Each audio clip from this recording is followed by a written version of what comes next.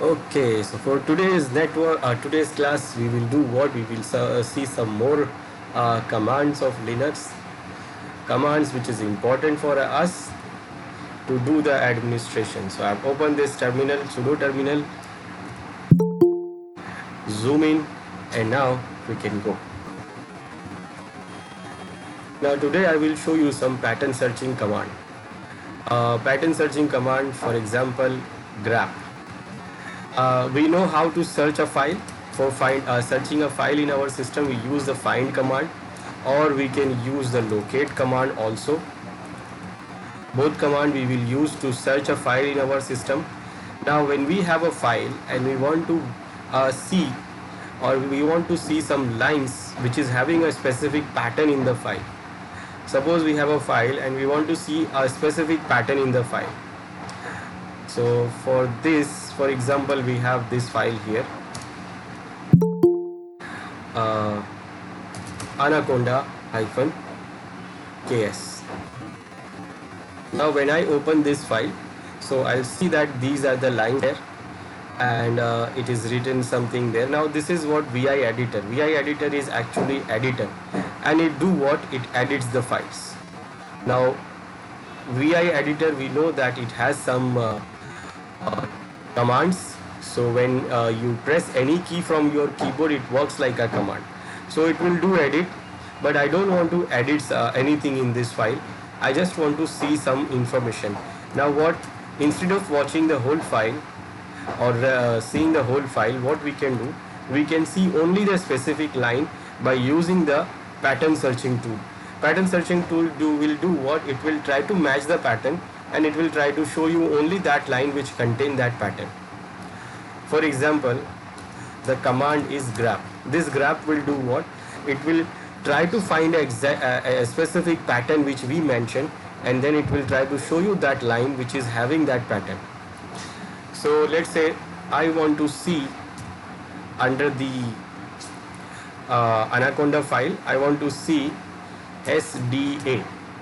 I want to see the lines where SDA is written. In which file?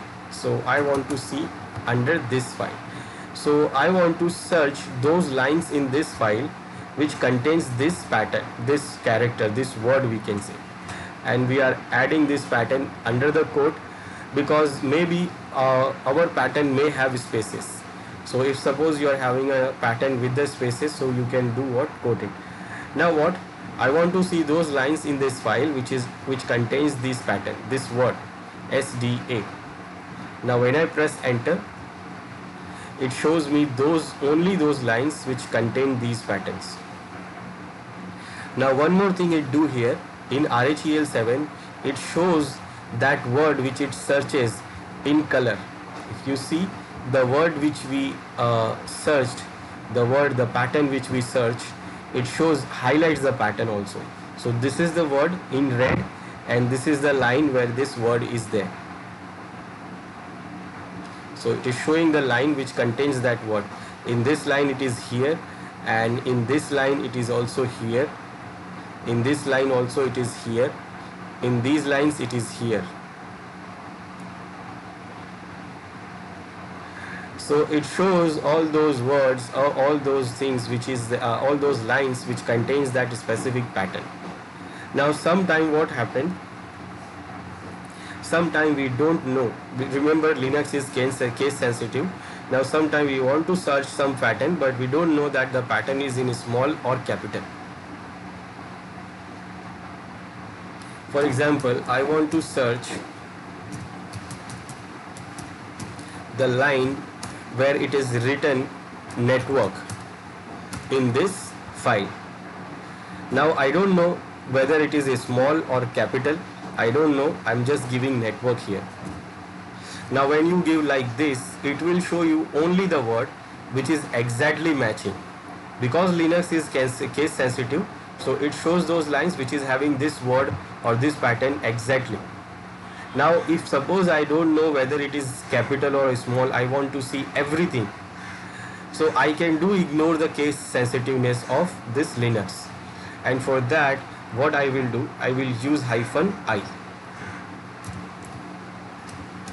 With grab command, if you use -i, it will do what? It will ignore the case sensitiveness. And when you run this, it will do what? It will show you those line also which has anything capital in it.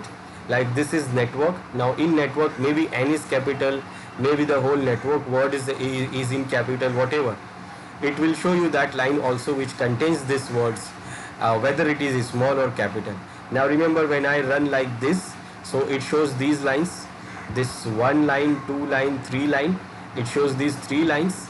But now when I run this with -i, then what it shows here, with these three lines, it also shows this line that line contains n network. In the network, it is n. N is a capital word. So it is showing that line also which contains capital or small, whatever. So grab command do what? It prints the lines directly on the terminal which contain that specific pattern. We can say pattern, or we can say the word or character. Now if you don't know whether it is capital or small, because the Linux is case sensitive, if you say small, so it will only show you small.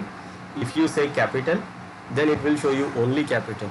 Now if you don't show that either is the word you want to search is small or capital, then you can use -i.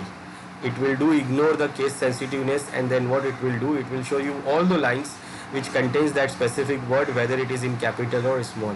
And when I use this I, it shows this word also which has n in capital. So this is what the grab command. What we can do with the grab command, we can grab any lines which match the pattern. Now in some lines, you may now suppose you know that this word is in the file in multiple lines, but I want to see only those lines which starts with this. Maybe the word is in between or at the end of the line, but I want to see only those lines which contain the word at the beginning. So what I can do, I can use grab, and then I will use this, and then I will say the word. For example, part under this Anaconda file. Now we can see these lines. This line contains the word at the beginning. So I will say, show me the lines which contains that word at the beginning. So at the beginning it is showing these lines, only the lines which contains that word at the beginning. If I say SDA, maybe SDA is not at the beginning. So it is saying there is no word, though there is no line which starts from this SDA. But we know the lines are there which contains that word SDA, SDA, SDA, SDA. All these lines have SDA, but these lines does not have the SDA at the beginning. So these lines does not have SDA at the beginning. So it shows there is no file, though there is no line which contains this word at the beginning of the line. Now we can have multiple lines with the same word, but we want to see, suppose, only the lines which is having at the end of this at the end of the line. For example, I want to see the word SDA at the end of the line. I want to see only the lines which contain this word at the end of the line. For example, in all these lines, these all have the SDA, but only these three lines, 1, 2 and 3, has SDA at the end, and these lines are having an SDA but they are in the middle. So if I want to see only the line which contains the word or the pattern at the end of the line, then we can use, after the word, we'll use the dollar symbol, and it will do what? It will print all those lines which contain the word at the end of the line. And we can see it is showing only these three lines, and all these three lines have this SDA word at the end of the line. So this is what grab do. It do what? It grabs the words, grabs the pattern from the file. It can use the case sensitiveness. It can ignore case sensitiveness, and it will show you the word which is in capital or small, whether it is capital or small. Then we can search the lines which contain the word or a pattern at the beginning of the line, then we can search it at the end of the line also. And if suppose you want to see a blank lines in your file, there is, if suppose you want to see is there any blank line there, then you can give like this. Now at the starting at the beginning, I'm not giving any word in between. That means I wanted to see blank lines, the lines which contained nothing. Okay, so there is some blank lines also there. How many blank lines we have? 1 2 3 4 5 6. So in this file we have 6 blank lines. So this is grep, and it do what? It do the pattern searching based on the word which we provide, based on the pattern we provide. It will find the line, it will show the line which contain that particular word or pattern. Now we have another tool which do the same job, but it is different. The other tool is awk. We can use awk also. Awk is awkward, and it do what? It also finds the specific pattern in our file. But this awk is also a scriptable. It is a scriptable command. That means inside the awk we can create a script. We can create a script. That means we can create a loop inside the awk command that will like it will be like if this then show the line, if then this, if this then this. So we can say if this then do this. So we can do that also here. It's a big tool, it's a programming tool. It is mostly used in the scripting. It is actually a pattern grabbing tool, pattern matching tool. Now first, the syntax for the awk is very simple. We give awk, then we give quote. Under the quote we give the curly bracket, and under the curly bracket we mention the program, we mention the script, the whole script we can mention it under this.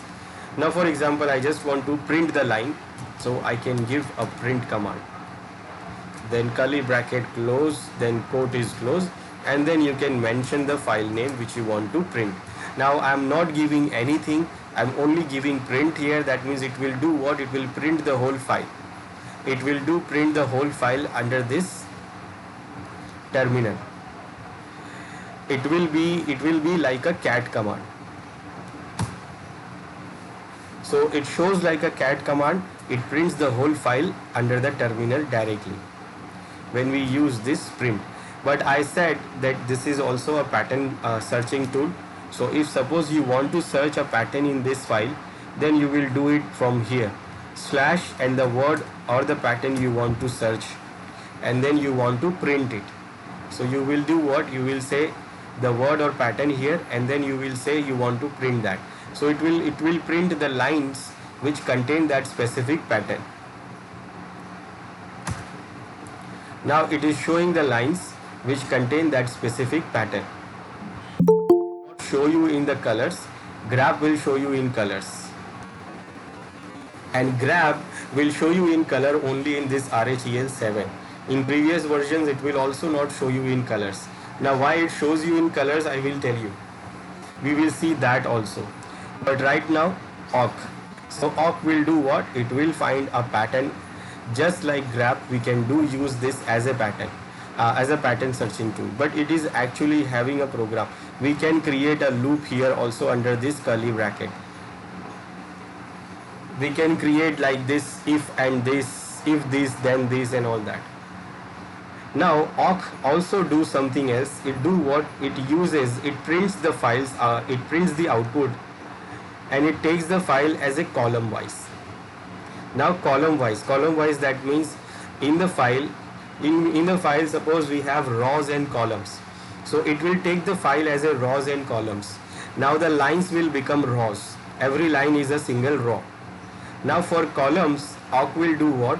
It will take a word for the column. Like this word is in the first column, space, this word will be under second column. So every space in the line will be a separate column for the awk. There is no column here, but for awk, the every space it will be like a column. So it will divide the line with the column as with the spaces at the column for the column. So we can do what? We can also do here with the awk command. If we want to see a specific column, then we can do that also. For example, I want to see only the first column. I want to see only the first column which contain this SDA word. So I will do what? I will use $1. That means first column. And that will do what? It will print the first column of the lines which contain this specific pattern. We can do it for the whole file also.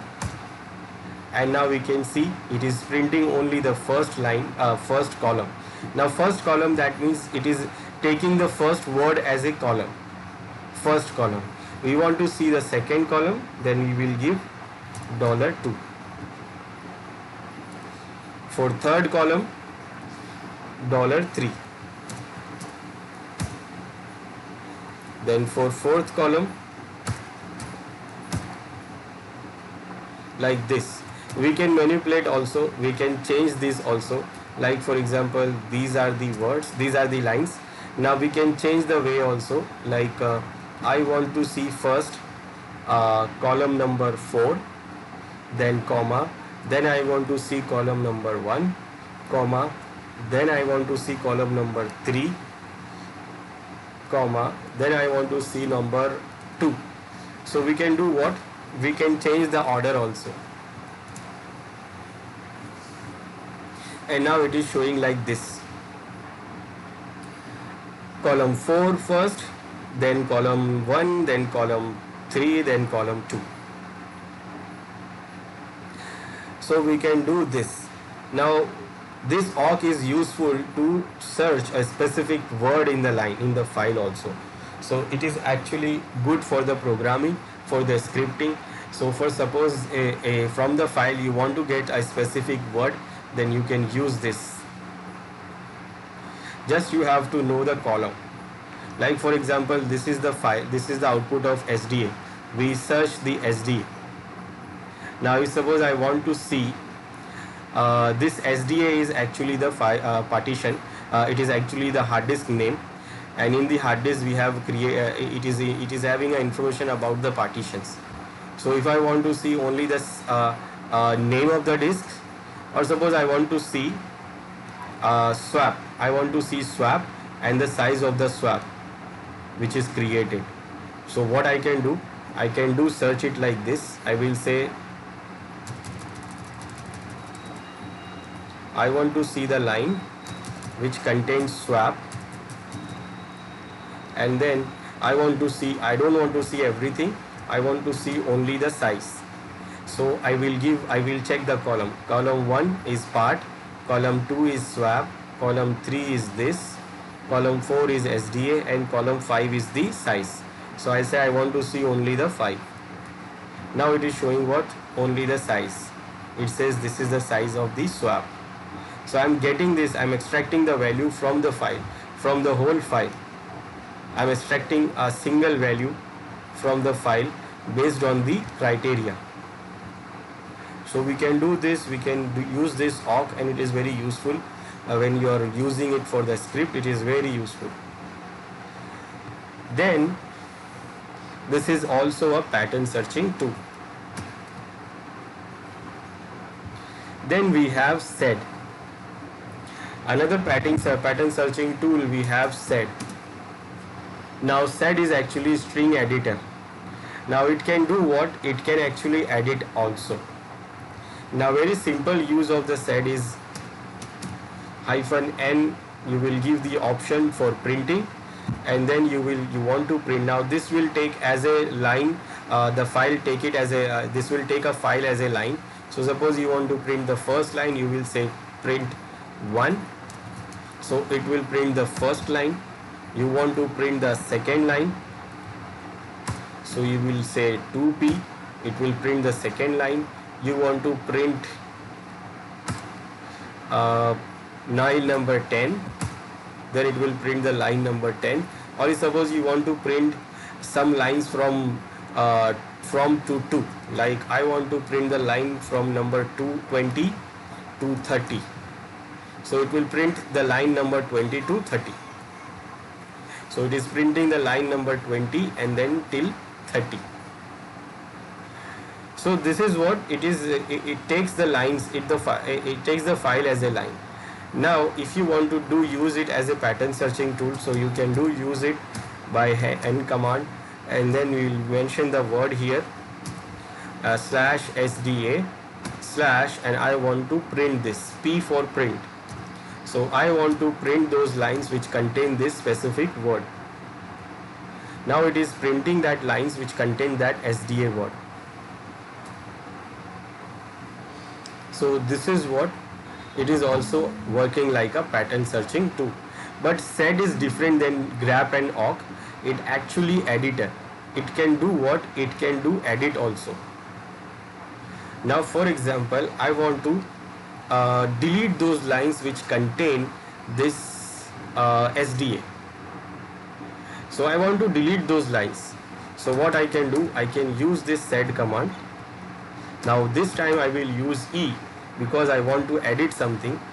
Then I will say SDA, the word, and then I will say D for delete, and then I will say from this file. So what it will do, it will delete the words, it will delete the lines which contain this SDA. Now when I press enter here, it prints the whole file. But now when you see whether the lines which contain the SDA, so it shows nothing. So if you find here, you will not see the lines which contain SDA.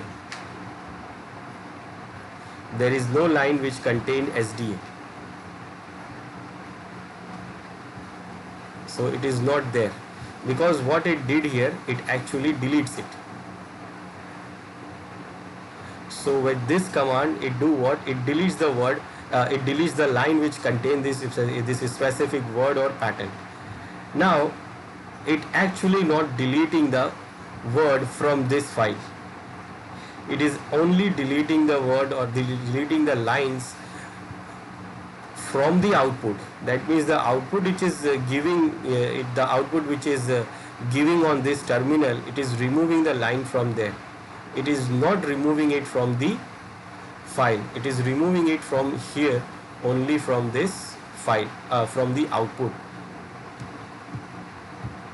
So if you see the real file, it is not editing the real file. If you use the cat command to check the file, then you will see the word will be there. We can see the SDA word are there. So these are still there. So these words are still there. It is not removed. It has not removed. It is only removing the word. It is only removing the lines from the output. The output which is printing on the terminal. So it do what? It edit the output, but not the file. It will not remove anything from the file. It will just do what? It will edit the output. But we can do what? If suppose we want to edit the file also. We want to edit the file. Like I want to remove those lines which contain SD, that word, and I don't want to see it. So I just want to edit the file also. Now remember, in Linux, whenever you are editing any file, so you have to be careful, because it is a file-based operating system. And if you are a beginner, if you are new to this operating system, so what you can do, you can corrupt the file, you can delete some file which is not recoverable. So if suppose you edit the file and after editing something went wrong, and if suppose you don't remember what you have edited, then it is very difficult for you to recover it. So it is recommended for the newcomers, for the beginners, to do what? To take a copy of the file which you are editing. Like if you do want to edit any important configuration file, then what you should do? You should take a copy of that original file first. So copy the file in somewhere else, in some other location, and then what? You do what? You change the file. Now when you face a problem and you have changed something and now your system is not working properly, then what you can do? You can recover the settings from the file which you have taken previously copy. So you can replace the file with the original file, and then your system will start working. It will become normal. So that is what the recommended thing. Now we want to edit the file through this sed command. Now we are telling the sed command to edit the file directly. So what it will do, it will not do it like directly. It will do what? It will take the backup first and then it will do what? Edit the file. So if I want to do this, I want to delete this sed, I want to delete this word from the file. And I want to see, I want to do it, I want to edit the file directly. I don't want to just edit the output. I want to edit the file also. So what I will do here, with the command, with the same command, I will add one more extra option.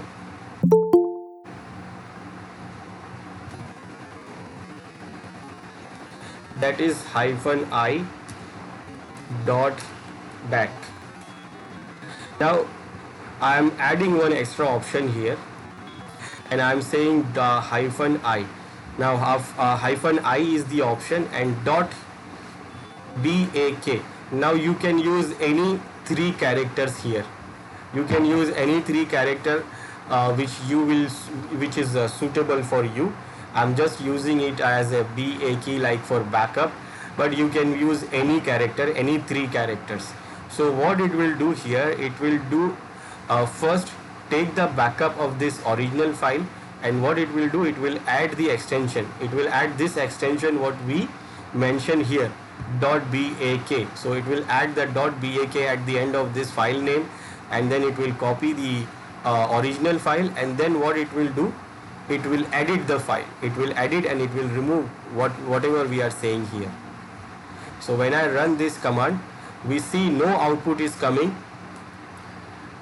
No output is coming because it is doing what? It is editing the file here. Now when we check, so we can see now two files. This is the file which is edited, and this is the file which is actually original file, which contain this extension .back. Whatever the extension we have given here, we can give any three character for this. We can give any three character for this. We can give any .back, .cac, whatever. Now it has done what? It has edited this file. This is the backup file, this is the original file, and this is the changed file. So if suppose we have we face the problem here, so we can do what? We can replace this, we can overwrite the file. We can overwrite from this original file and recover the file, recover the configurations. Now what changes we have done, we can verify it. I will do what? I will check the file first, this normal file. And when we see here, so there is no SDA here, the lines which is contained SDA, so it is removed here. It is not there, but it is still there under what? The original file, which is .back. And we can see here we have that file lines here, the lines which contain SDA.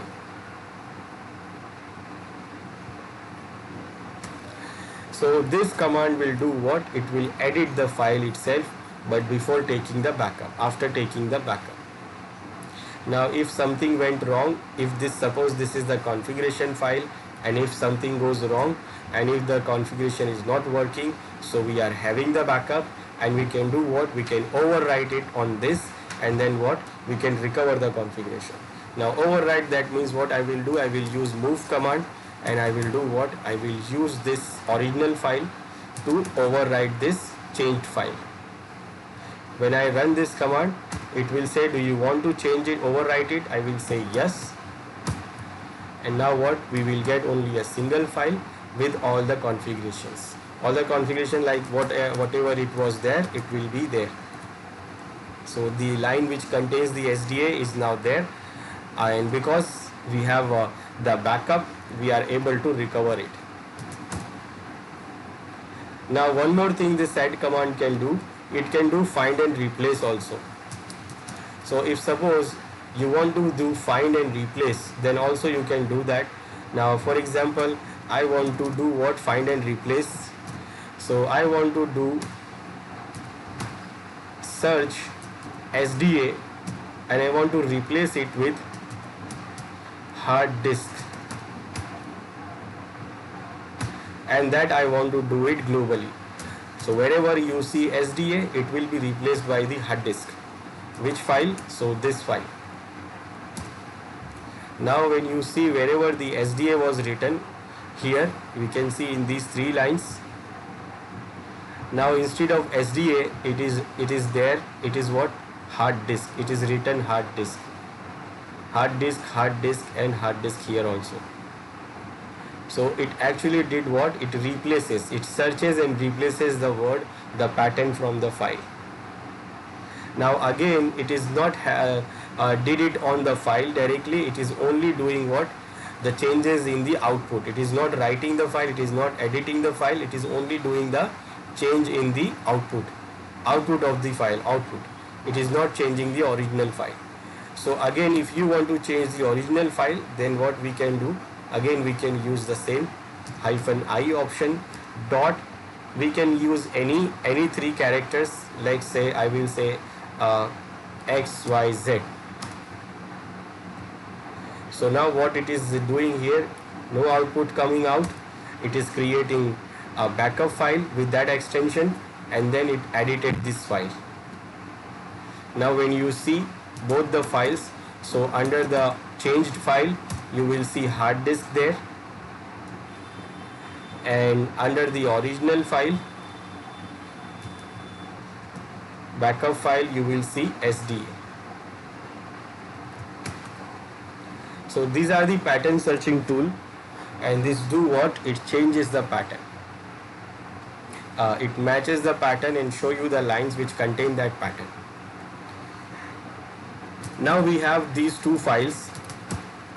One is a changed file and one is the original file which is having the backup. So in case you have done some changes in the configuration file, but you made some mistake, but we have taken the backup, you have copied the file previously. First you have copied the file, then you have changed it. Now you know the problem is there, but you don't know what is the change. Then you can do what? You can compare both the files. And for comparing the files, we have the command diff. This is also important to compare 2 files. Like I want to compare this changed file with the original file. So you have to mention both the files which you want to compare. So diff command will show you the difference. Now different, that means it will show you only those lines which is having a different.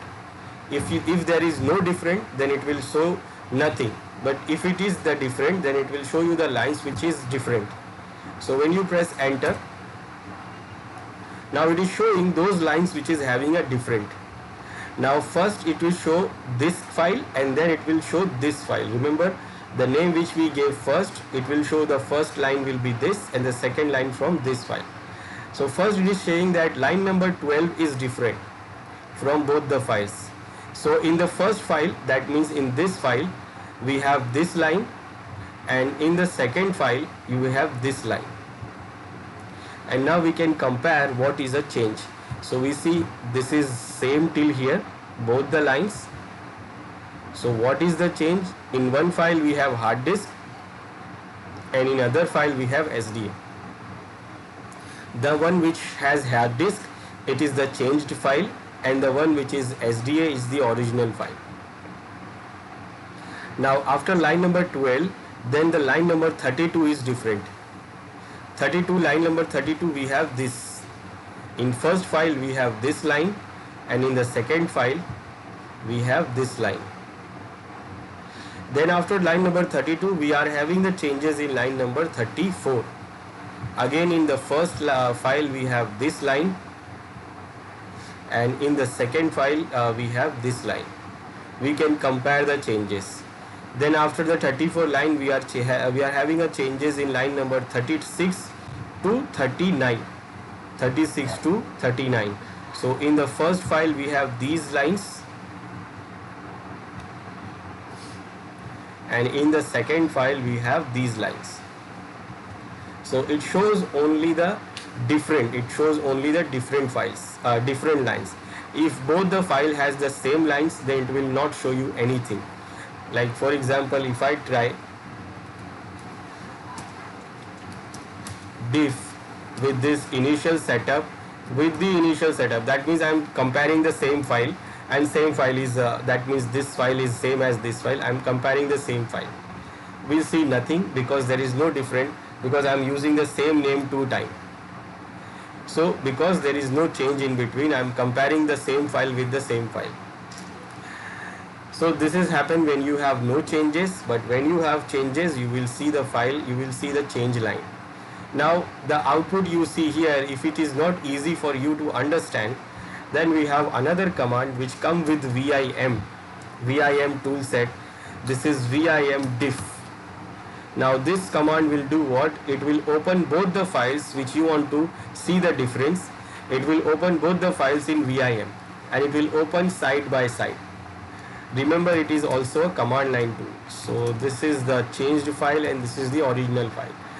Now what it do here, it opens like this. It opens like this and it shows both the files in side by side. Now you can compare the changes and it will actually highlight the changes here also. In first file and the second file, then you can go and scroll and see what are the changes. Now this way it will be easy for us to find the changes. Now after you done with the comparing, then you can close the files just like we close the VI editor, :Q, close the first file, then :Q to close the second file. Now this is how we can see the difference, and if you want to recover the file, we can just copy the original file to the changed file and it will be like recovering the file. Overwrite.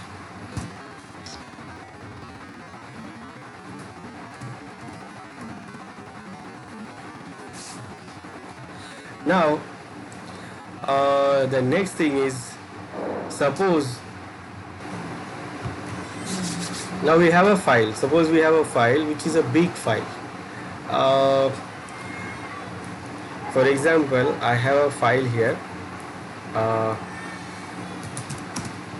under var log, and that under that I have a file called messages. Now this is a big file. Suppose if I open, I want to see the file, I just want to read the file, I just want to read, I don't want to do anything. So I can use vi or vim command to see the file. Now, or even a nano also. When I open the file, it is this file. Now how many lines I have here? So you can see how many lines I have in this file. Now if I start from the beginning, it will always start open from the first line. Now it is in the first line, first character my cursor is. Now I want to go down, so I will scroll it, and it is a big file. So I can go down, I can go up, and I can read the whole file. But if suppose this is the editor, vim, vi, nano, these are editors. Now if suppose mistakenly I have pressed some key here, it will be the command. Remember, in vi or vim we are under the command mode, and all these keys are actually command for this. So all these keys do different things. If mistakenly I press O, it will create new line from where? From my cursor. That will be what? It can be changed. Now I don't want to change anything. I will do undo here. I just don't want to do any changes. So I will do undo. I don't want to do any changes. I just want to do what? I will forcefully quit here. I just want to read the file. So I will not take any chance of opening the file in VI or VIM or even a nano. So I can do what? I can see the file, I can read the file by using the read only tool, that is cat. Now cat will do me what? It will show me the file in read only form. So when I say cat var log messages, and when I run this, it will show me the file in read only form, directly dump the output on terminal. Now what I'm seeing here is the last lines. If I'm seeing here, what I'm seeing here is the last line, and our terminal, our command terminal is there back to us. Now if you want to read this, we can't edit it because it is a read only, but we can see whatever the file content. So we can see the content, we can see all the lines, we can do scroll here, and we can go up, we can go down, and we can read the whole file. But remember, we are doing it on this pseudo terminal. This is graphical, where you are having a mouse, and in the mouse you are having a scroll key, and you can do scroll it from here. So this is we can do only because we are using it on graphical pseudo terminal. But the same thing, if I try to do it on the command terminal, I will not able to do that because there is no mouse there. For example, I will go to this terminal, I will log in as a root, and then I will try to do the cat command to see the same file where log and method. Now remember, this is the very big file, and then when I press enter here, it shows like this, and it will stop on the last lines.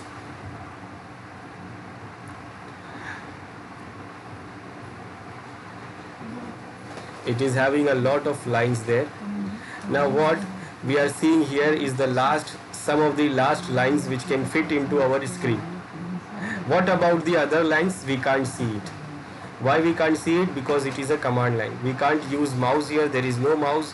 There is no scroll key here. Scroll key, the mouse will not work. Now remember, mouse is not working. You can't scroll it. Then also, if you press up down arrow key in your keyboard, it will show you the previous from the history. From history it will show previous commands. It will not move anything from here.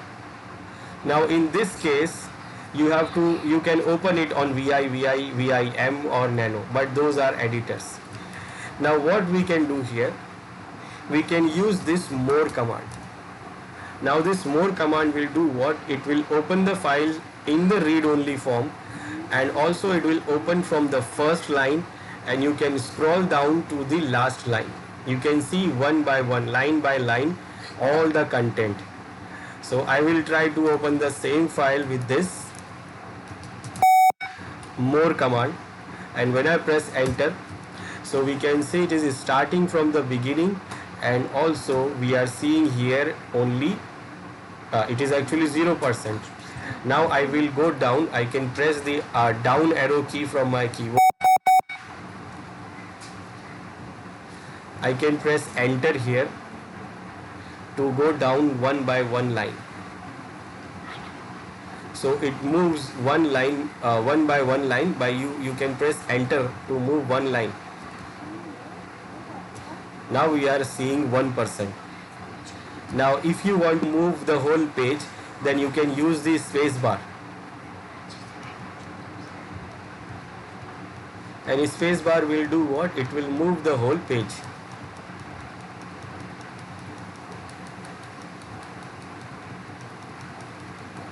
So for changing line, you will press enter, one line, and to move the whole page, you can press space bar, and you see how much percentage we are seeing here.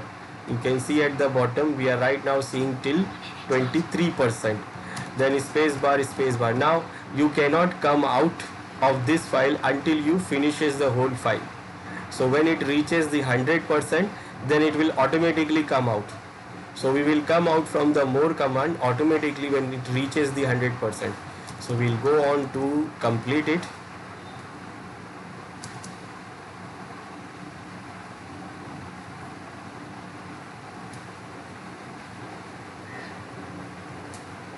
%,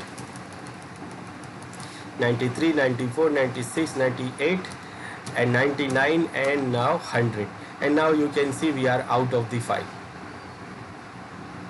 So this is a more command, and we do with more command we can open the file in read only. We can see the file from first line to last line, line by line. Now there is a problem here in more command. What is the problem? I will open it again with more, the same file. Now I am reading the file, and I am going down, and I have reached, suppose I reach till this, how much? 50%. I reached till the 50%. Now I want to see first line again. I want to see the beginning lines again. So I can't go up. I have to complete, I have to finish the whole file, then I can open the file again. So it will not go up, it will only go down. You cannot go up to see the first lines or beginning lines. You have to go down, down, down, because the up down will not work. Then if there is a page up page down key in your keyboard, that will also not work.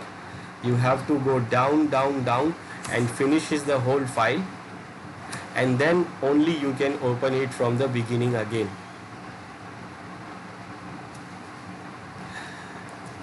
So this is when it is finishes, when it is finishes, come out, then you can open it again. Now this is the problem of this more command. So we have the new command that is called less. Now this less will do what? It will do open the file same as more command, and it will open it like from the first line, and we can go till the last line, and we can go line by line. But less is different. We can open it when we press enter, it will change one line. When we press space bar, it will change the whole page. Then here this arrow keys also work in the keyboard. From the keyboard, this arrow keys also work. So if you press the down arrow key, it will change the line down, one line, and the same if you press the up arrow key, it will go up, and it will change the line by line, it will go up. So with the less command, you can do what? You can go up also, you can go down also by pressing the up and down arrow key from your keyboard. Then we can use the page up and page down key also. Page down to go down and page up to go up. Now if we want to get out of this file, then we don't have to wait for the end. We can just press Q to come out.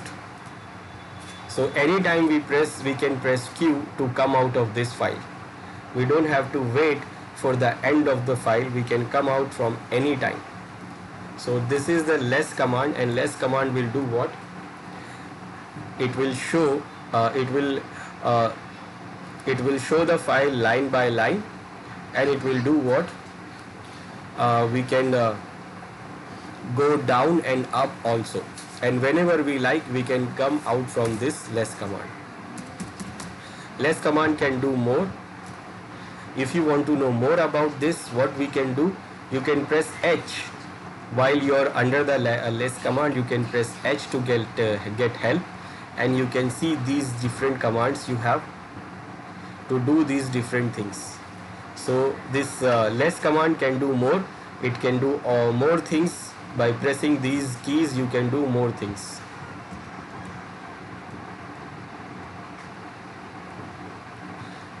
Just like VI, you can use this to search the pattern also. Go next. You can do searching,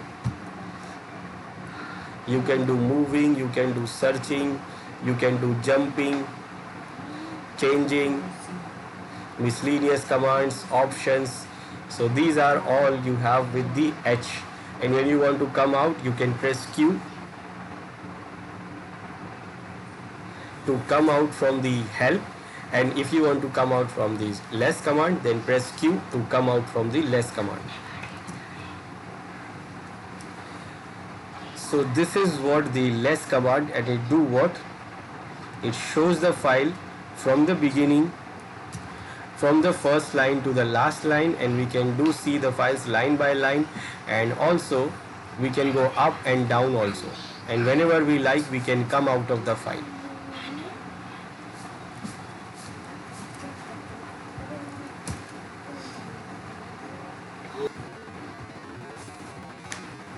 Now next is we have this ls-l command.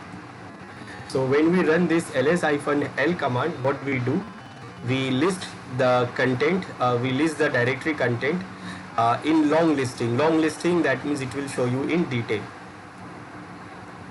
Now there is a shortcut also for this command is LL. So when we use LL, it will do the same thing. It will do the same thing. It will show the same output. Now what is this LL? So LL is actually not a shortcut. It is actually alias. It is a command alias.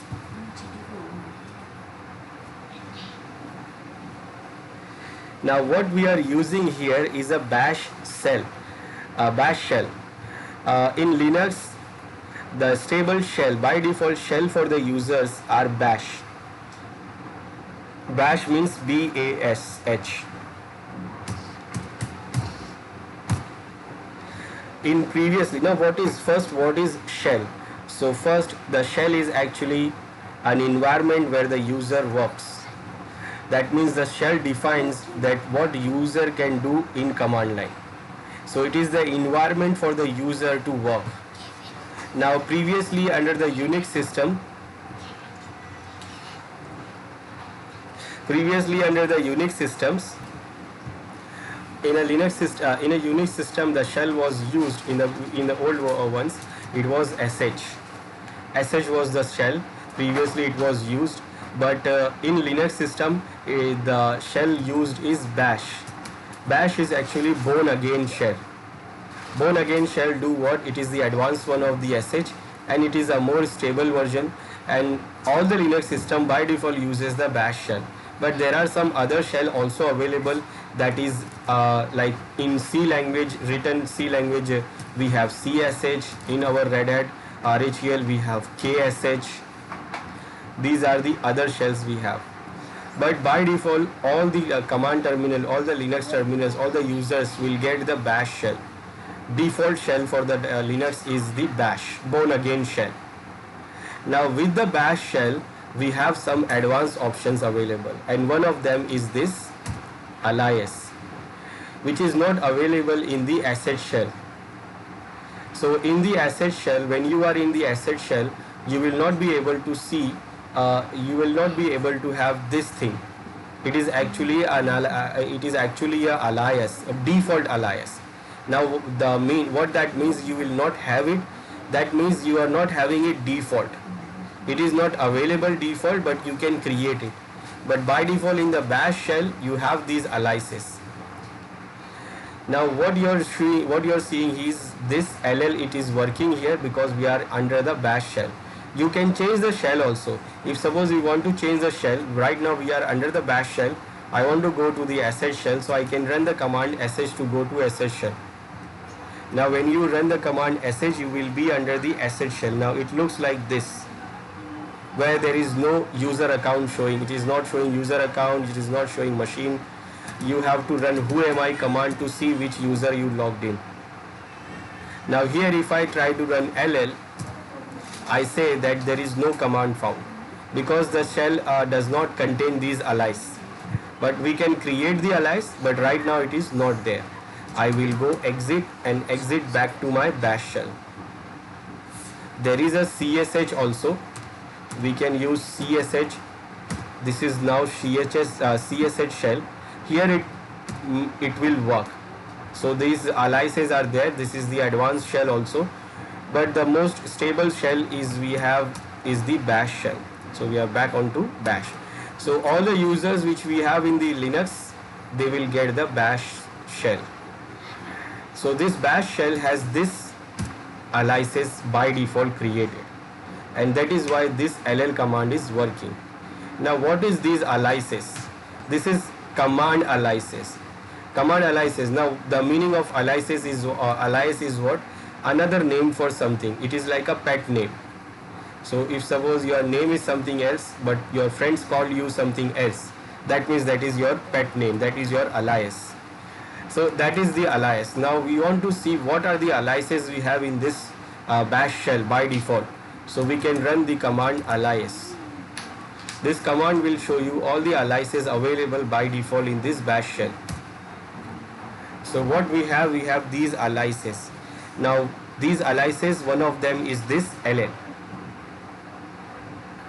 this LL is equal to LS hyphen L. Then also it is having one more option, that is hyphen hyphen color is equal to auto. So when we run the LL command, so actually we are not running LL, we are running what?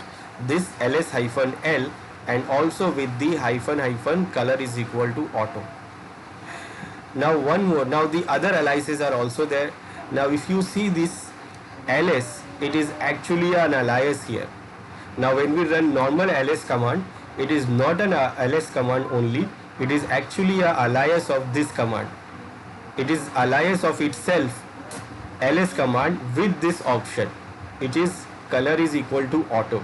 Now what this means, this option do what? It will show the output in color. So when I press ls command, it shows the output in color, and you can see this file is in different color, directories are in different color, and other files are in different color. So it is showing you in the colors because it is having this alias created, and this alias has this option by default. Now for example, in the sh shell we don't have these aliases. So if I go to sh shell and if I run the ls command, you see the output is not in colors. It is not showing the colors. This is the real ls command. So the real ls command will not show you anything in colors. You can't see that this is directory and this is file. You can't differentiate because it is not showing you in colors. Now if you want to see the colors, then in shell you have to give this command, color is equal to auto. Then only you can see the output in colors.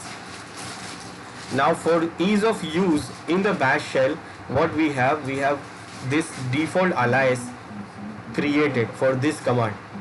So you don't have to type every time ls hyphen hyphen color is equal to auto.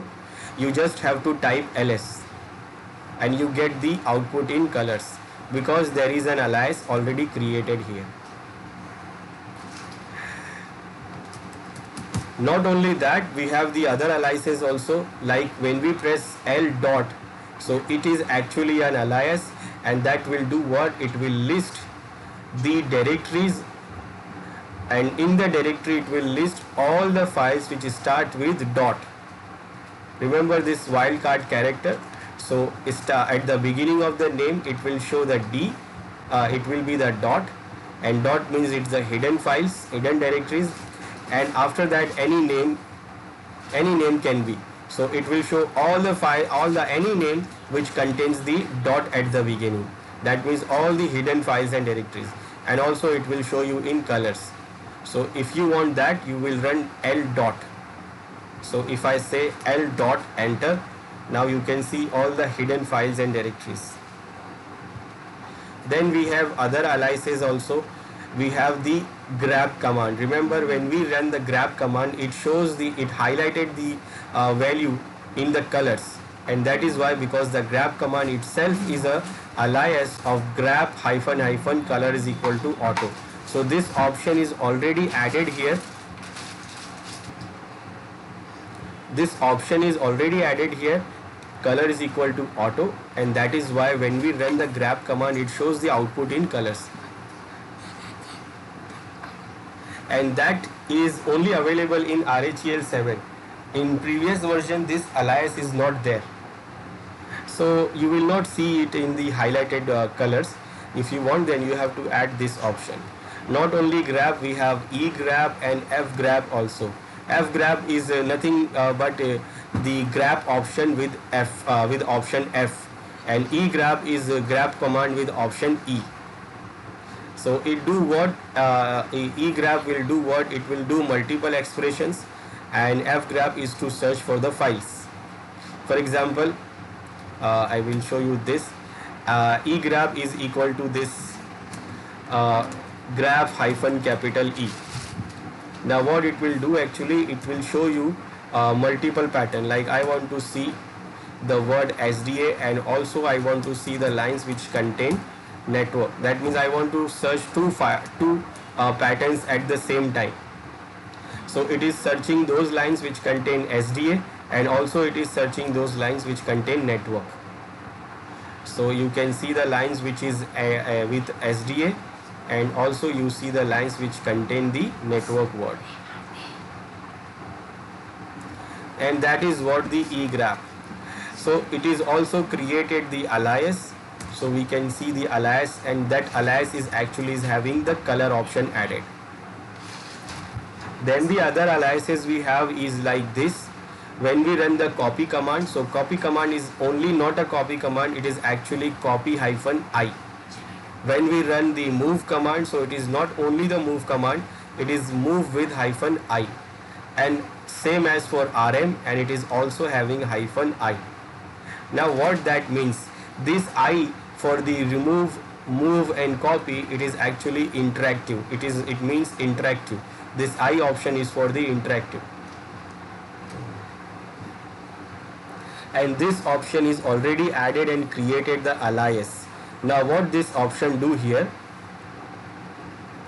this option do actually when you suppose remove any file, suppose I want to remove this file, so what it will do, because the RM command is actually with R, so what it do, when you remove it, ask you the question whether you want to remove it or not.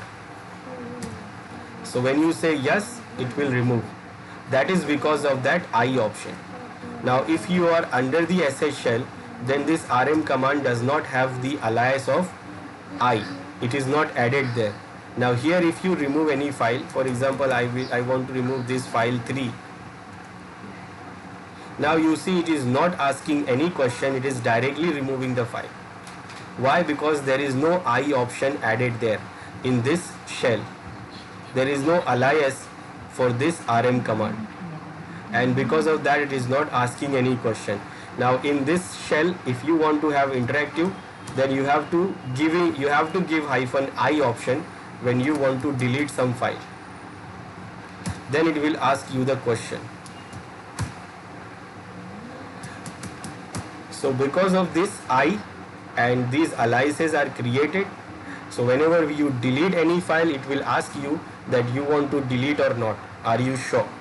Same as for move and copy also. Now when you do move the file, when you do the copy file, so if at the destination, if there is a file already there, so if in case it wants to overwrite it, then it will ask you that whether you want to overwrite or not because of this I option. Now if it is not there, then what happen, it will overwrite it without asking anything. So when you move some file or copy the file, so at the destination if the file is already there, then without asking any question it will overwrite it. Then we use this which command do find the command file command path under the bin and sbin and bin sbin. So this command is only not which, it is actually an alias, and it is having this whole command.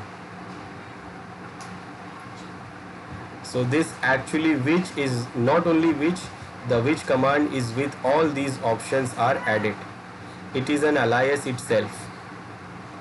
Now this is the default aliases, but we can also create our own aliases. Now why we want to create the aliases? For example, suppose you want to have a command which you want to run every time, which is a big command like this, and you want to run the command every time. So you can do what? Instead of running the whole command every time, you can create a small alias for you, and then whenever you want to run that command, you will just run the alias and then it will work the job, it will do the job. So by using the alias feature, we can do what? We can create our own commands. Now for example, I want to clear the screen and I am the window guy, and in Windows I used to press this CLS command. I am very much used to this. Every time my hand and my fingers do this every time, CLS. But here it is not working because this is Linux. Here I have to type this clear command. Now what I can do here, I can create an alias for me. I can do create an alias. I will give the command alias, and then I want to create an alias which is a CLS, and this I want to create is equal to this command. That means whenever I run this CLS, it will do what? It will run clear. This is what we can do. We can create our own alias. Now it is created. We can verify by running the alias command. We can see our alias is also created here. Now if I want to clear the screen, I don't have to type the clear command. I will type CLS just like in Windows, and it works. That means it will clear the screen. So if I want to clear the screen, I will type clear CLS and it will clear the screen.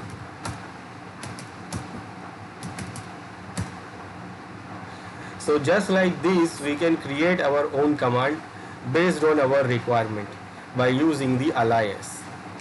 Now in Linux, it is a file-based operating system. Now remember, it is a file-based operating system. That means everything you want to configure, you have to edit the configuration file. So most of the configuration, and actually every configuration, whatever we want to do, we have to configure it in the file. Now whatever you do configure on the terminal, it may not be permanent. So suppose I created this alias here. For example, for this alias, I created this alias, but it is not permanent. Not permanent, that means when I logged out from this terminal, this alias will remove. So just like this alias, most of the configuration happens to be not permanent, because we configure it on the terminal. So for making it permanent, most of the configuration we have to do what? We have to edit the related configuration file. Because remember, when the system boots, when the Linux system boot, it will check all the configuration files related to separate configurations and load the configuration from all those separate files. So if the configuration file which is responsible for this aliases, and in that configuration file this our alias is not there, then it is not going to be loaded, and then it will be what? It will not be there. So just like this, right now we are having it, and when we are running the CLS command, it is working. But when I exit from this terminal, that means when I am logging out, then what? That alias is also removed. When I log back, like when I open the terminal again, I am logging it again, and now this time when I try to run the CLS command again, it will say no, command is not found, because it was not permanent, it was temporary. So when I run this command again to check my alias, it says there is no alias there. But these aliases are there because these are loading from the main the configuration file for this aliases. Now configuration files for every configuration is different. Remember, it is not like there is only one configuration file which can configure everything. So in Linux, for every configuration we have a separate file for it. So multiple files are separate file, we have multiple files also.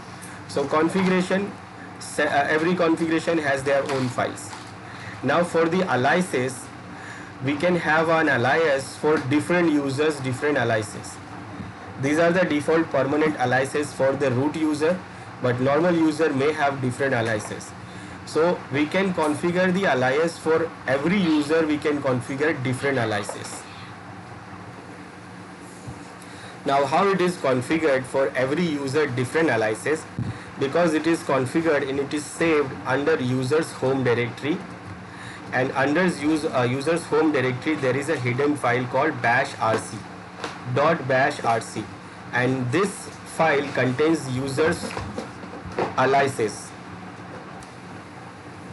and this file is different for every user.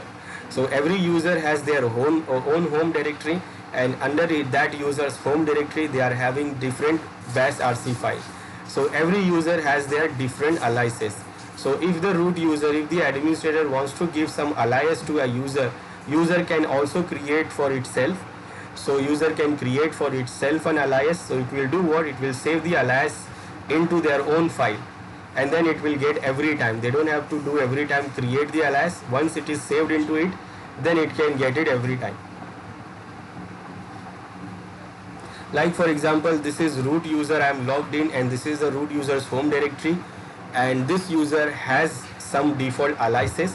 We can see that when we open this file. So I will open this file, with vim. So it is bash rc, it is a hidden file under user's home directory.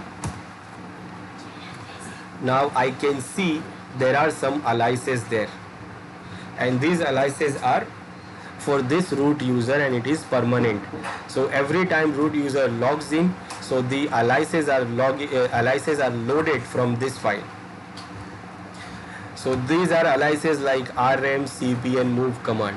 Now if I want to give a root user an alias like that cls, so that I will add here in this file. Now how I will add? I'm using it vim, so I will press I to go to insert mode, and then after this I will add my own alias. So the command will be alias, then whatever the alias we want to create, and then the real command. We can give a long command, whatever the command you want, you can give the whole command here. And then what? I will save this. Now this means what? Alias is not now permanent. Now permanent means every time this user login, this alias will be loaded from this file, and same as for other users also. So if other user has their alias in the file, so if they logged in, the aliases will load it from their home directory, this bash rc file. I made it permanent for this user. Now it is in the file but it is not loaded. So if I want to load it, then I will do what? I will exit, log out, and then I will log in again. Now once when I log in, it will be loaded from the file. Now when I press CLS, it works. You can see when I press CLS, now it is working because it is now permanent and it is now loaded. So whenever we want to make it permanent, then we have to add it into the configuration file. Now specifically for the aliases, every user has their own file under their home directory. They are having the bash rc file, and in this file they can create their own aliases, just like I created here. Now if suppose I want to give one alias to everyone, now suppose I have 100 users and I want to give an alias to every user, then I don't have to go to every user's home directory and every user's home directory bash rc file and I want to edit that. Instead of that, I can do what? I can edit the global definition file. If you see this here, it says source global definition. In every user's home directory, this bash rc file, this setting is there. It is saying that get the source global definition. So all the global definitions are coming from this file. This file, that means it is a loop here. It says if this file, then do this. So it is actually loading the whole configuration, whole the global definition from this file, which is under etc bash rc. So if I want to give an alias to everyone, all the users, then I can give it to every user by editing it into this file. Right now we are having another user. I will log in here as that user.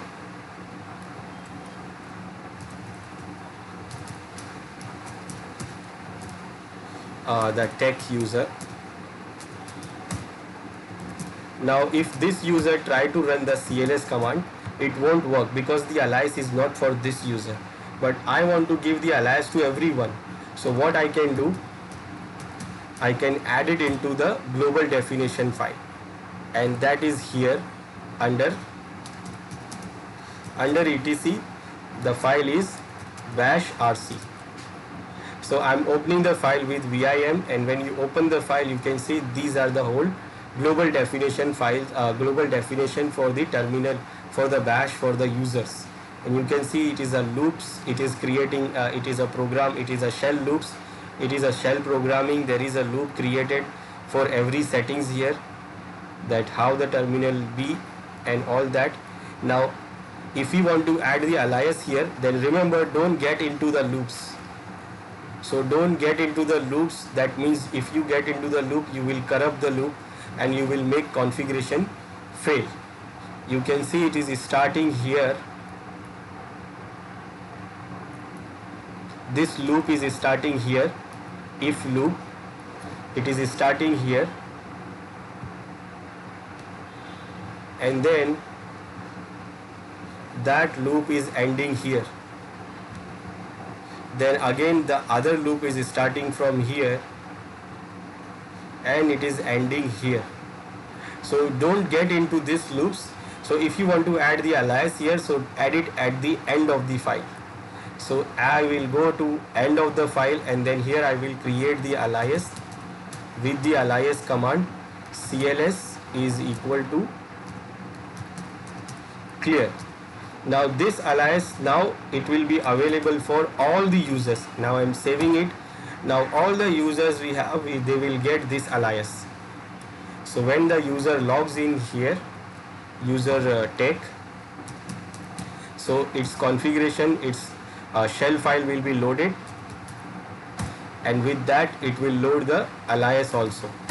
Now when you run CLS here, it is also working here. So why it is working now? Because it is available for all the users. So whenever user logs in, they will get the global definition from the global definition file, and with the global definition they will get the alias also. So this is alias, and this is how we can provide the alias or configure the alias permanently for users.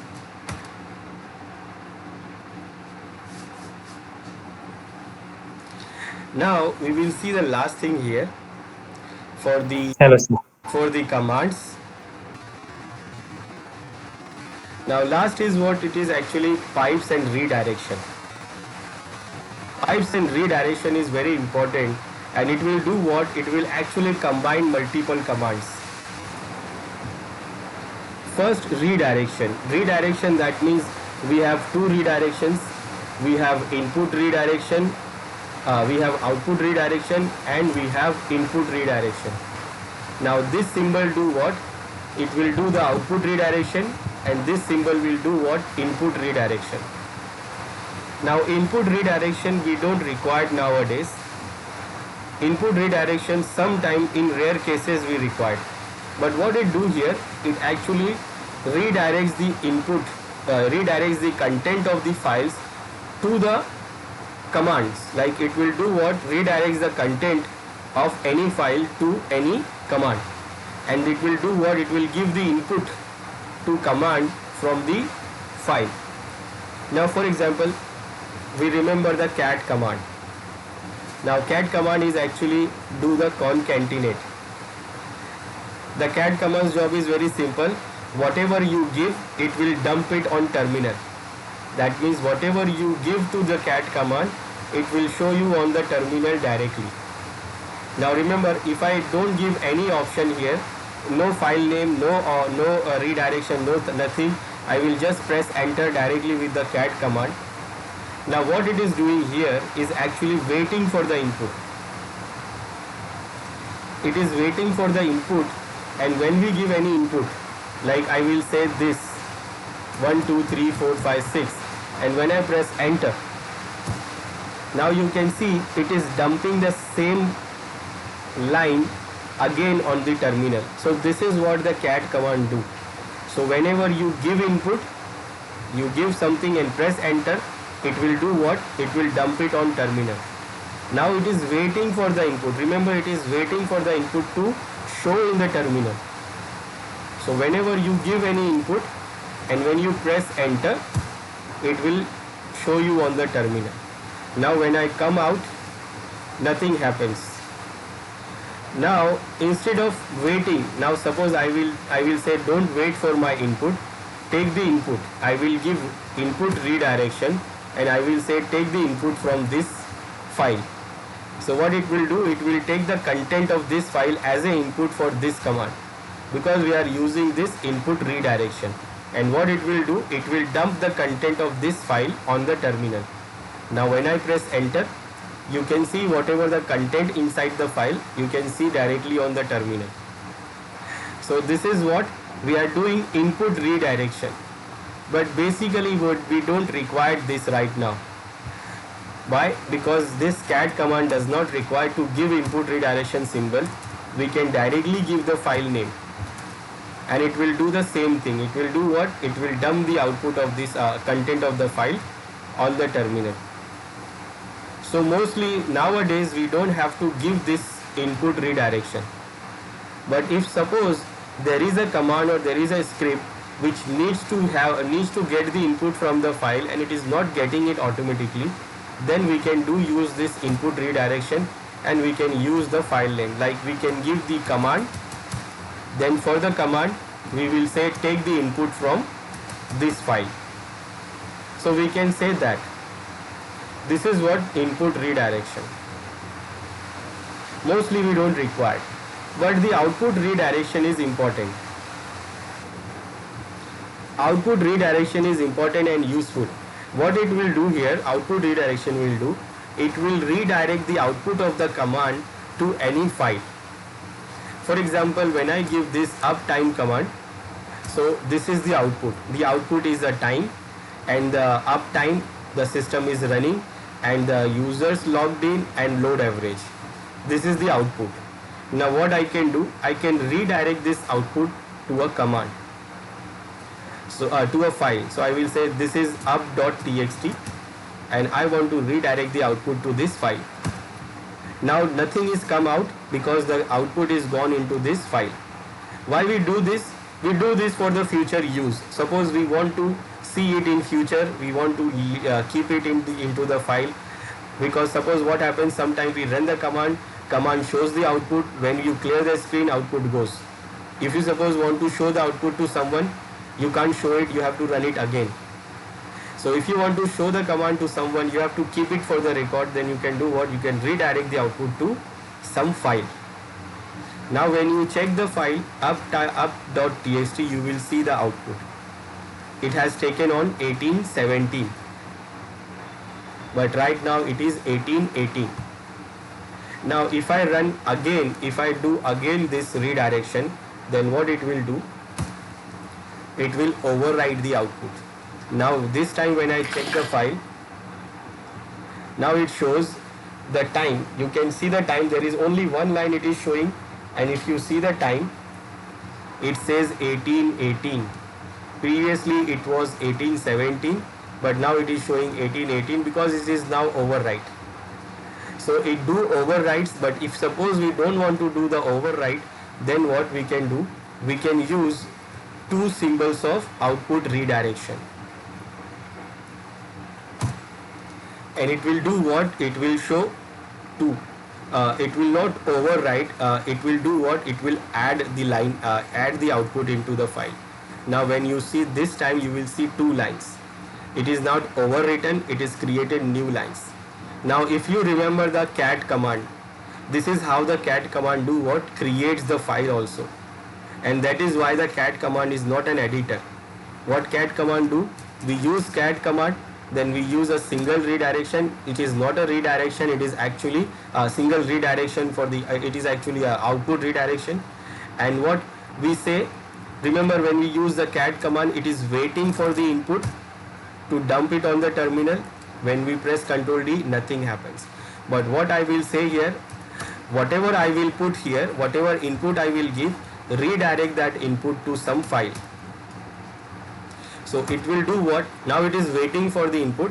Whatever the input I will give, instead of printing on the terminal, it will do what? It will redirect it into this file, because we have already said that redirect the output to this file. So whatever we type here, all these lines will be redirected to this file. And when we say Ctrl D, then it do what? It saves the file. Now if I run the same thing again, then what it will do? It will overwrite the file. It will remove the previous content. So if you don't want to remove the previous content, then with the cat command we use this two symbols. And it will do what? It will do the appending. It will not do overwrite. Ctrl D, and now when you see the file, you can see the lines are appended. So this is what output redirection, where we can redirect the output of any command to a file. But there are two types of output we have. Sometimes we run the command is successfully executed and we see the output. And sometimes we run the command and we see the error. Now when we see the error, then also we want to redirect that output to the file, but it will not redirect the output error into the file. Always it will redirect the output to the terminal. So whenever you run any command and you redirect the output, the error will not redirect to the file. It will only redirect the output. It will not redirect the error. That means for example, if I run this ls-l command, now this will show me this. This is the normal output. Now if I say z, then I get the error here. This is the error because the z option is not there. Now when you redirect something, when you redirect this output to a file, so if the output comes successfully, then it will redirect the output, and when the error comes, the errors will not go to the file, it will remain on the terminal. Let's try this. I will run this and it will redirect to one file. Now when you check the file, you see the output is there. Now I will run the error here.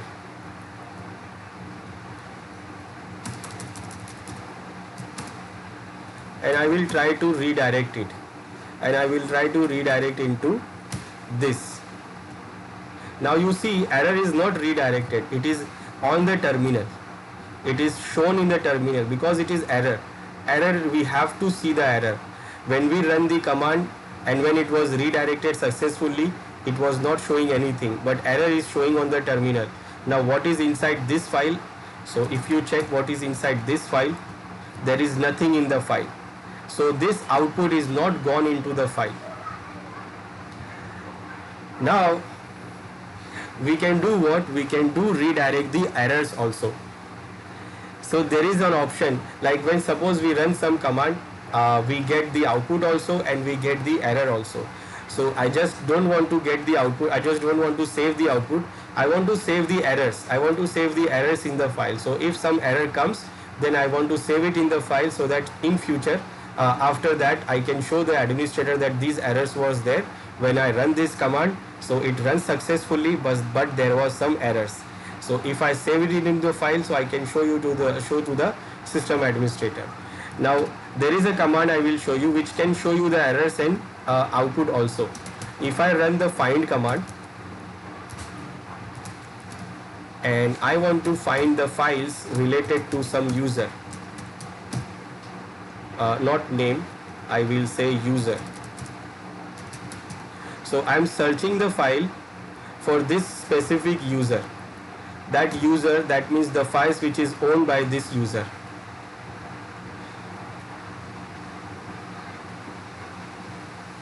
Now what we are seeing here, all the files which is owned by this user. Now what we see here, these are all files. These are all files which is owned by that user. But there are some errors also. These are the errors which says that no file, no such file or directory. So these are the errors also. So this output has this command has an output and also has an error. Now I want to redirect the error to the file. I want to see the output directly on the terminal and I want to redirect the error into the file. So I will do what? I will use the redirect symbol, but this time I will use number 2. Now there is two outputs, number 1 and number 2. So number 1 is an output and number 2 is an error. So I want to redirect this to this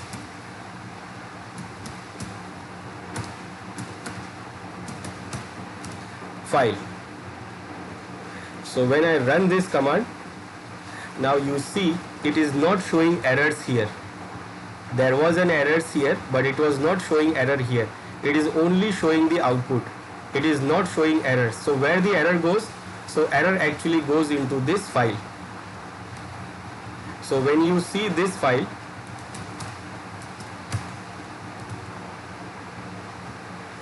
we can see the errors. So this is the errors and the output comes on the terminal. Now we can do the reverse also, like I want to redirect the output, that is number 1, into the file. I will say this is my output, and I want to see error on directly the terminal. If any error comes, then show me in the terminal. Now you see all the output, normal output goes into this file, and the error comes into this terminal. So when you check the file, you will see the output, the normal output.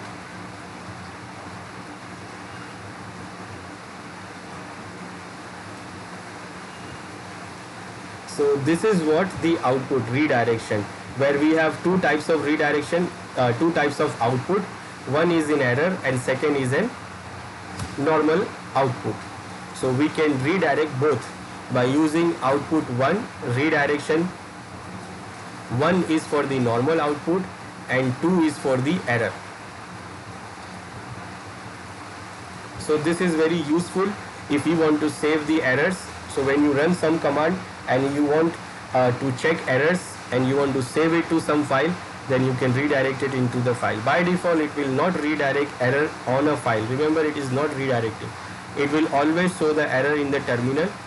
It will not redirect the error. So you can redirect the errors also by using the 2 option, number 2 and redirection, output redirection.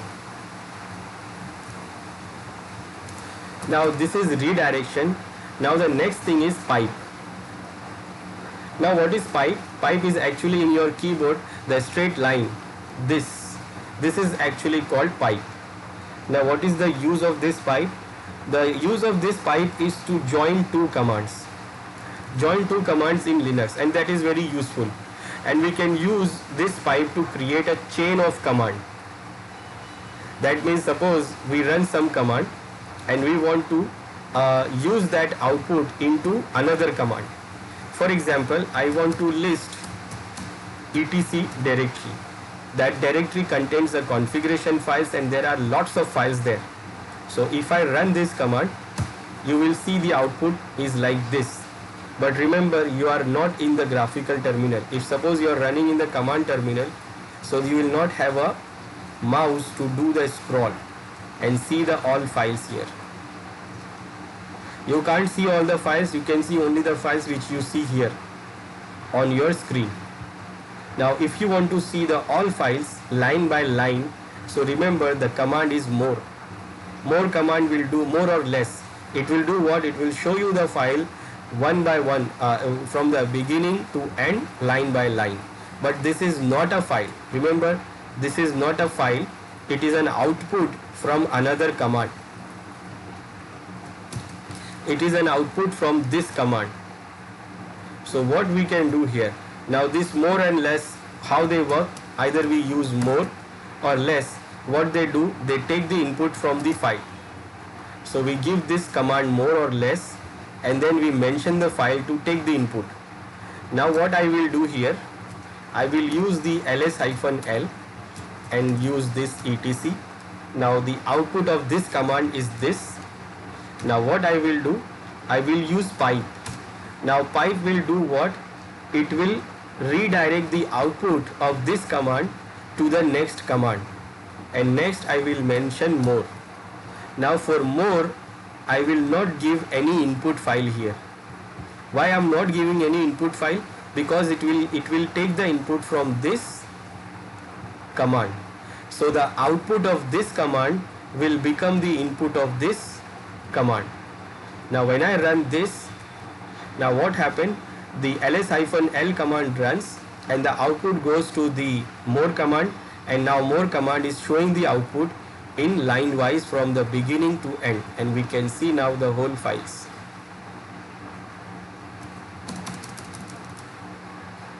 So we can do this. Then we can do more. We can do more, like we can add more pipes to it. It depends on our logic. Like for example, I want to list all and I want to list it recursively. That means in every directory inside directory. Now the output will be like this.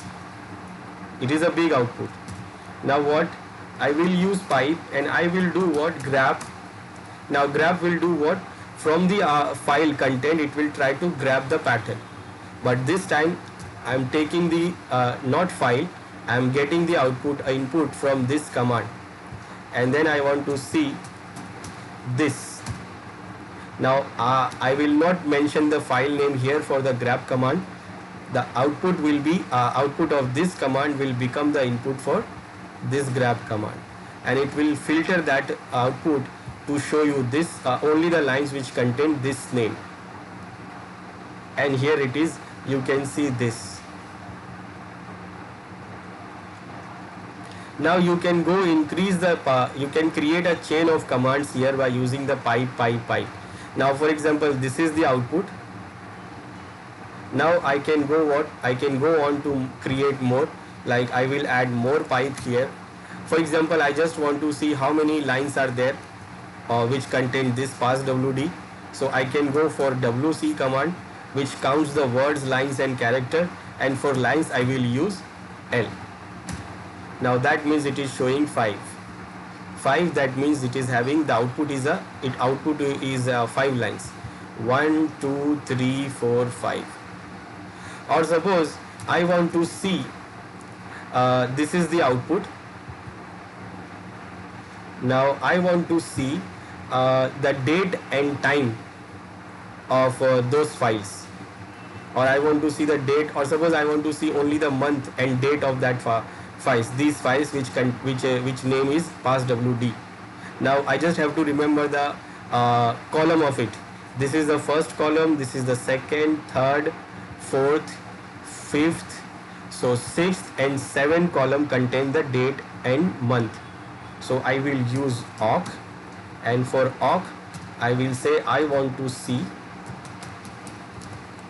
column number 6. Is it 6? 1 2 3 4 5 6 and 7. So I will say 6 and then column number 7. Again I am not giving any input 5, so it is going to take the input from this command. Now what you will see here, only the date and time of those files. Now this depend on your logic that how you make this chain of commands, but the simple thing is that this pipe will do what? It will provide this, it will take the output of first command and give the output to the next command. Then it will take the output of this command and then give it to next command. Now this is, you can increase your chain of command, you can use pipe and give more commands. It depends on your logic. Like I want to sort this also, so now it is sorted out by the date number 439920. Is it it is actually alphabetically sorted. So you can sort this, you can do whatever you want. So you can increase the pipe, you can increase the command chain by adding the pipe. Just you have to make sure the logic is right.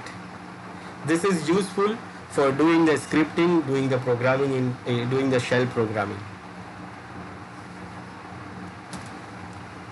Also we have this for the programming, like we have this 2 pipes we can use.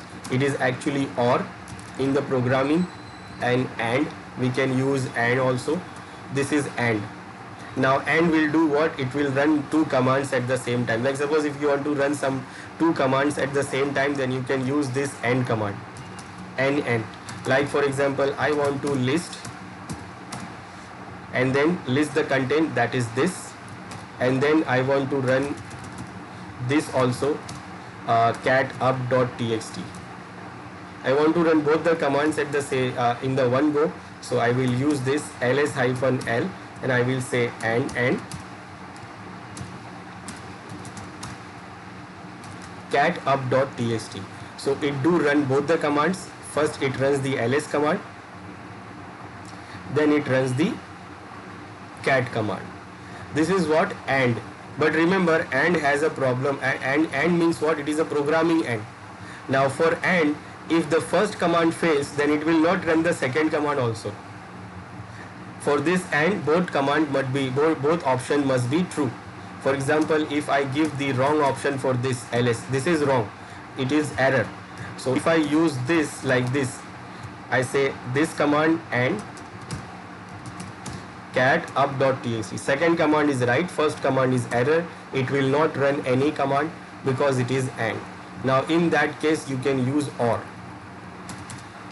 OR means two pipes. It will do what? If the first command fails, then it will run the second command.